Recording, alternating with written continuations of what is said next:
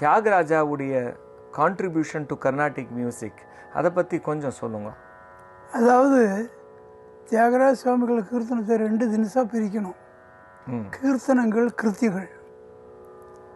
கீர்த்தனம்ங்கிற போது பகவானை ஸ்தோத்திரம் பண்ணுற பாட்டுகள். கிருதிகள்ங்கிற போது சங்கீதத்துக்கு இம்பார்ட்டன்ஸ். சாகித்யம் 2ஆம் பட்சம்தான், சங்கீதத்துக்கும் இம்பார்ட்டன்ஸ் கொடுத்துருவோம்.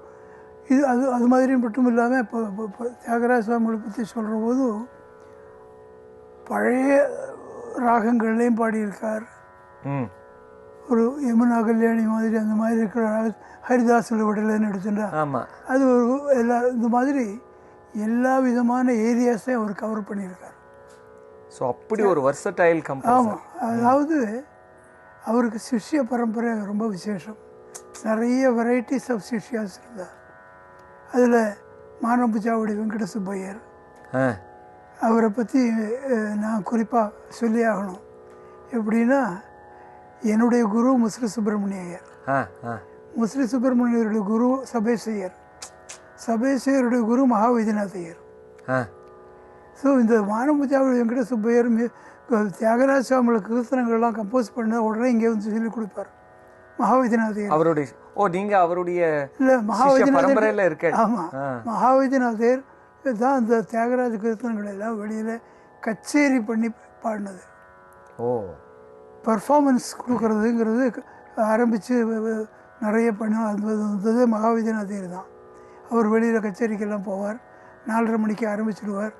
6 மணிக்கு ஒரு பிரேக் இருக்கும் ஜெபம் பண்ணுறதுக்கு. அதை முடிச்சுட்டு திருப்பி பாட பாடுவார். நல்ல ஃபாஸ்ட் சரீரம் அவருக்கு அப்படின்னு சொல்லுவாள். ஆக தியாகராஜ சுவாமிகள் கம்போஸ் பண்ணின கீர்த்தனங்கள் எல்லாம் இந்த மகாவைத்தியநாதருக்கு மானம்புஜாவுடைய வெங்கட சுப்பையர் வந்து சொல்லி கொடுத்துருவார். நீங்கள் 4th ஜெனரேஷன். 4th ஜெனரேஷன் இப்படி சொல்லலாமா? தியாகராஜ சுவாமிகளுக்கு இவ்வளவு சிஷ்ய பரம்பரை இருந்ததுனால தான் அவருடைய கிருதிகள் எல்லாம் வெளியில் வந்து கச்சேரி ஃபார்மேட்டில் வந்ததுன்னு சொல்லலாமா? அப்படின்னு சொல்லலாம். வெரைட்டிஸ் ஆஃப் கம்போசிஷன் சொன்னேன். கிருத்திகள்ங்கிறது போது கொஞ்சம் சங்கீதத்தில் ஈடுபாடு அதிகமாக இருக்கிறவங்க மட்டும்தான் பாட முடியும். கொஞ்சம் கேள்வி ஞானத்தில் சுமாராக பாடுறவாளுக்கு கூட சிறிய பாட்டுகள் நிறைய பண்ணியிருக்காரு. ஒரு பக்தி பஜனை சம்பிரதாயம், அதுக்கு நிறைய பாட்டு இருக்கு. அது கீர்த்தனைன்னு சொல்லலாம். இல்லை, இந்த திவ்யநாம கீர்த்தனம். திவ்யநாம கீர்த்தனை அது ஒன்றும் கஷ்டமே கிடையாது. ராமா ராமா ஜாலரா போட்டு பாடலாம். ஆக எந்த டைப்பாக இருக்கிற ஆளுகளுக்கும் அவருடைய கீர்த்தனங்களை வச்சுட்டு பாட முடியும். ஆக ஒரு பாமர ஜனங்களுக்கும் எல்லாருக்கும் ரொம்ப ஹையஸ்ட் சங்கீத திருமூர்த்திகளில் தியாகராஜ சுவாமிகள் ஒருத்தர் தான் அப்படி இருந்தார் அந்த காலத்தில். அதுக்கப்புறம் பல பேர் வந்திருக்கலாம். அந்த காலத்தில் தியாகராஜ சுவாமிகள் கீர்த்தனங்கள்ங்கிறது சுமாராக ஞானம் இருக்கிறவா கூட பாட முடியாது. தகுந்தபடி பாட்டுகள்லாம் பண்ணியிருக்கோம். ஹரிதாசுல விடலைன்னா கர்நாடக சங்கீதத்துக்கு அது சம்மந்தமே இல்லை. அந்த ஸ்டைலுக்கு சம்மந்தமே இல்லை. அது நிறைய கீர்த்தனங்கள் பல வெரைட்டிஸ் பண்ணியிருக்கார். ஒரு சங்கராபரணம் எடுத்துட்டா, சங்கராபரணத்தில் எத்தனை வெரைட்டிஸ், மோகனத்தில் எத்தனை வெரைட்டிஸ். ஒரு கீர்த்தனம் மாதிரி இருக்காது இன்னொரு கீர்த்தனம். அவ்வளோ வெரைட்டிஸ் ஒரு பாட்டில். அது சுமாராக சங்கீதம் தெரிஞ்சவாளும் பாடுற கீர்த்தனம் இருக்குது, ஓரளவு கற்றுட்டு பாடுறவாளுக்கும் இருக்குது, மகா யோகிதை இருக்கிறவளுக்கு பாடுறதுக்கும் இருக்குது. எல்லா விதமான ஆளுகளும் ரசிக்கக்கூடிய முறையில் கம்போஸ் பண்ணியிருந்தது இருக்கா அப்படின்னா தியாகராஜ சுவாமிகளுக்கு அப்புறம் பாபநாசி சிவனை தான் சொல்ல முடியும். மற்றவாள்லாம் அவளுடைய ஸ்டைலை மெயின்டைன் பண்ணிட்டு வந்திருக்கார். இது எல்லாருக்கும் புரிகிற மாதிரி, எல்லாருக்கும் பிடிக்கிற மாதிரி different type of songs, different varieties இருக்கிறதுங்கிறது இருக்க. தியாகராஜ சுவாமிகள் அதை முடித்து வச்சுன்னா அப்புறம் பாபநாசி சிவனை தான் சொல்ல முடிகிறது. அவரும் நிறைய வெரைட்டிஸ் பண்ணியிருக்கார். இப்போ செயின்ட் தியாகராஜா வந்து திருவையாறில் தானே இருந்தார். ஆமாம். ஏன் நிறைய தெலுங்குலேயே கம்போஸ் பண்ணியிருக்கார்? அவருக்கு சம்ஸ்கிருதமும் தெரியும், ப்ராபப்ளி தமிழும். சம்ஸ்கிருதம் அந்த காலத்தில் இப்போ நாமெல்லாம் இங்கிலீஷை யூஸ் பண்ணுற மாதிரி எல்லோரும் கொஞ்சம் சம்ஸ்கிருதம் தெரிஞ்சுக்கணும். என்ன கேட்டால் கூட நான் கூட அப்படி தான் சான்ஸ்கிரிட் காலேஜில் ஒரு 4 இயர்ஸுக்கு காவியபூஷணம் பாஸ் பண்ணியிருக்கோம். இந்த நம்ம இந்தியன் லாங்குவேஜுக்கு சான்ஸ்கிரிட் பேஸ் இருந்தால் ஆல்மோஸ்ட் எல்லா லாங்குவேஜிலும் ஒரு சான்ஸ்கிரிட் பேஸ் இருக்கும். அதனால் ஒரு அந்த பாஷை புரியாது போனாலும் அதில் கொஞ்சம் சான்ஸ்கிரிட் வேர்ட்ஸ் இருக்கும். அதில் அதை வச்சு நாம் என்னதான் சப்ஜெக்ட்னு தெரிஞ்சு போயிடும். அப்படி அந்த சான்ஸ்கிரிட் நாலேஜ் கொஞ்சம் அந்த காலத்தில் ஆல்மோஸ்ட் எல்லாருக்கும் கொஞ்சம் இருந்தது. இப்போ அவரை செயின்ட் தியாகராஜா அப்படின்னு அதெல்லாம் அப்புறம் வந்தது. பக்தி, ராம பக்தியில் அவர் மூழ்கி இருக்கிறதுனால, அவரை பக்தனாக இருக்கிறதுனால எல்லாரும் ஒத்துக்கக்கூடிய முறையில் அவருக்கு எந்த விதமான கெட்ட பேரும் கிடையாது. எப்போ பார்த்தாலும் ராம தியானத்திலே இருக்கிறவர். அப்படின்னா பெரிய செயின்ட் அவர். எல்லாரும் பூஜிக்கக்கூடிய சுவாமிகள், சத்குரு சுவாமி, சத்குரு தியாகராஜ சுவாமி பேர் எடுத்தவருக்கு.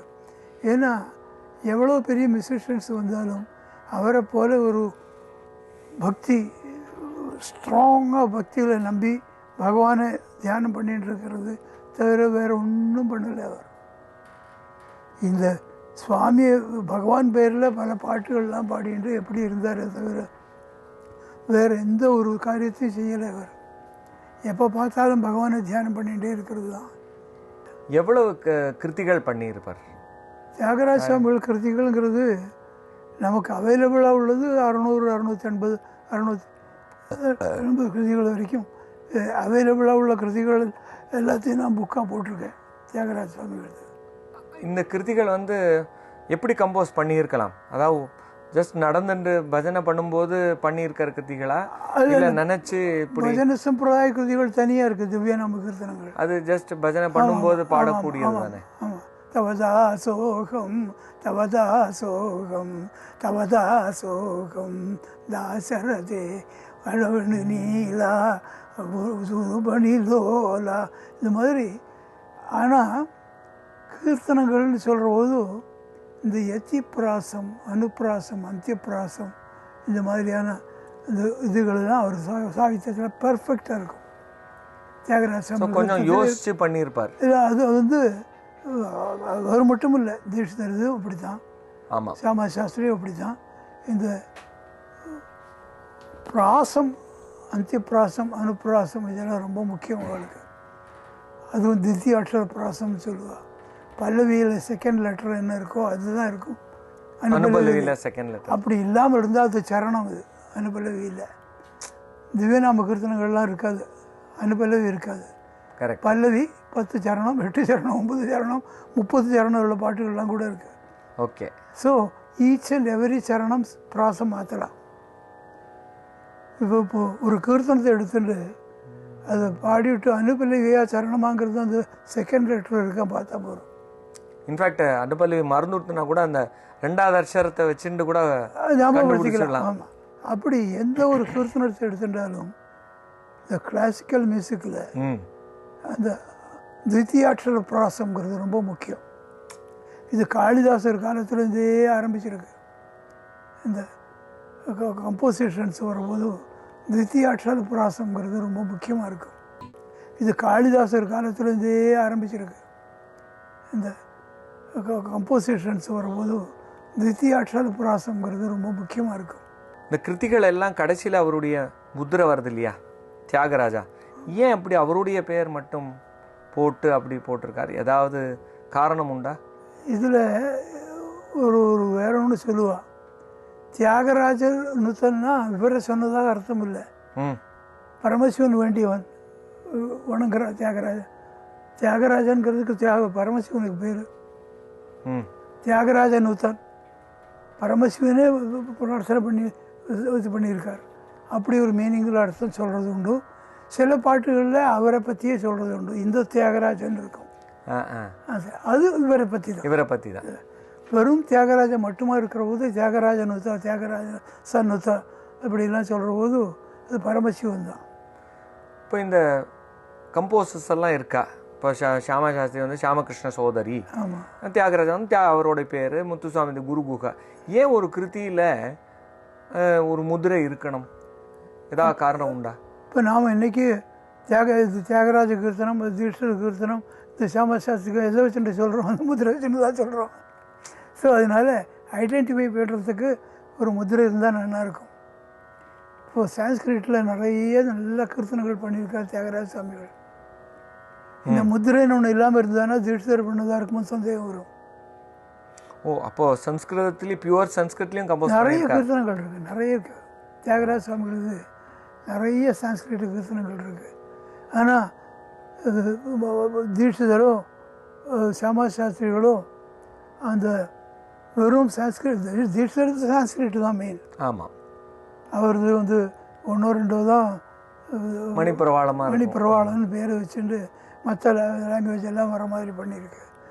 தியாகராஜ சுவாமிகளது சான்ஸ்கிரிட் அண்ட் தெலுங்கு 2 லாங்குவேஜ் இருக்குது. ஸோ அவர் ஏதாவது புதுமையான ராகங்களை கொண்டு வந்திருக்காரா?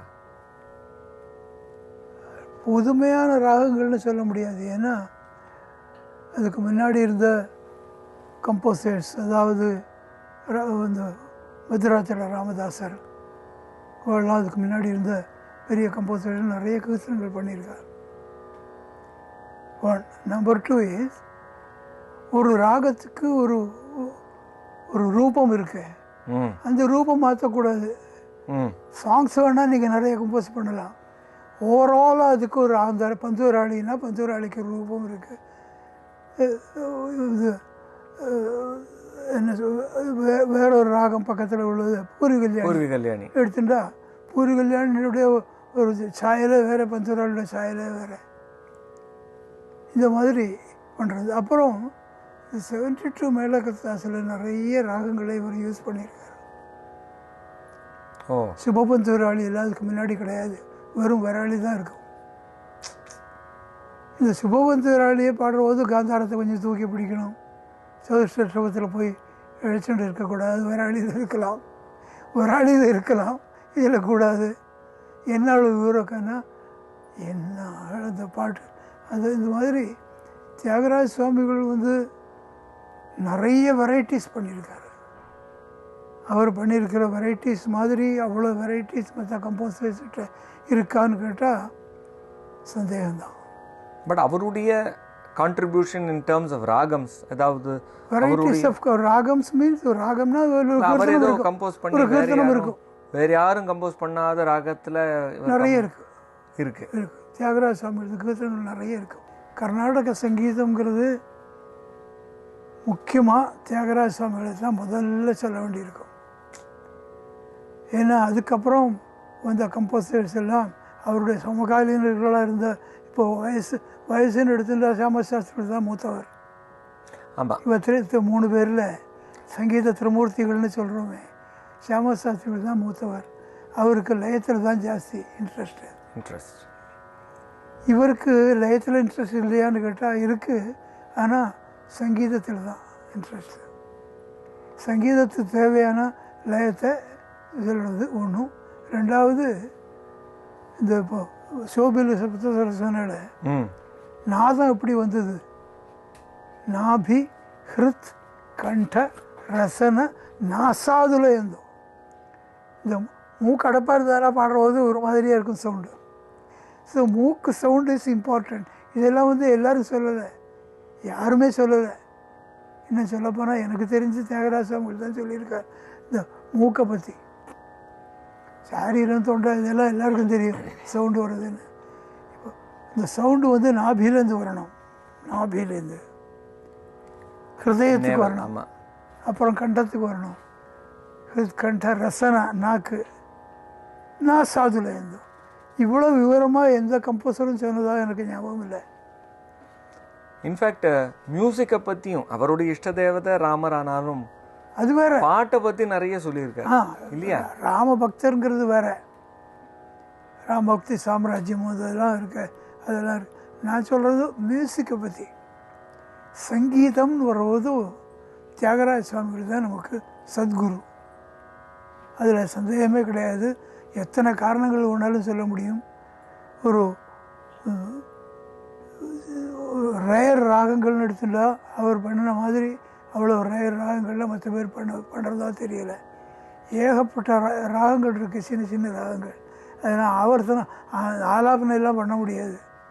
அது பிரயோகங்கள்லாம் சும்மா வக்கரமாக இருக்கும். ரமின் சுவா ரெவருரா எல்லாம் ரமின் சுவா ரெவருரா ரகோத்தமா நினுவின. அப்படி இந்த மாதிரி வெரைட்டிஸ் ஆஃப் சாங்ஸ். ஒரு வெரைட்டிஸில் ஒரு பெரிய கீர்த்தனங்களை எந்துக்கு பெற்றல அல்லது சங்கராபரணம் எடுத்துட்டாலே சங்கராபரணத்தில் 15-20 ஒரு 15-20 ஒரு கீர்த்தனம் மாதிரி இருக்காது இன்னொரு கீர்த்தனம். இந்த 15 கீர்த்தனம் இருந்தாலும் 15 வெரைட்டிஸ் இருக்கும். இதெல்லாம் வந்து நாம் கம்போஸ் பண்ண ஆரம்பித்தா தான் இந்த வித்தியாசங்கள்லாம் தெரியும்.